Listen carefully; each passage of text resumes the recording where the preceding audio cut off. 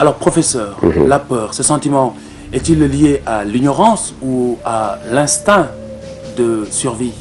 Oui, il faut dire qu'au fond, la peur, j'ai envie de dire qu'elle est consubstantielle à l'homme. Pourquoi? Parce qu'en fait, il faut distinguer la peur de l'angoisse. Même si on les confond dans le vocabulaire courant. Parce que quand je suis angoissé, c'est une forme de peur, mais une peur qui ne se rapporte pas à un objet précis. Alors que la peur, très souvent, elle ne germe et ne naît qu'à partir d'un danger matériel auquel je fais face. Et il faut dire que l'homme est par nature un être qui est amené à avoir peur, parce que simplement, il connaît les limites de son être, parce que simplement, il connaît les limites de sa science, parce qu'il connaît les limites de son pouvoir. Et donc, c'est parce qu'on a peur qu'on est véritablement un être humain. Le chanteur disait pour s'amuser, c'est l'homme qui a peur.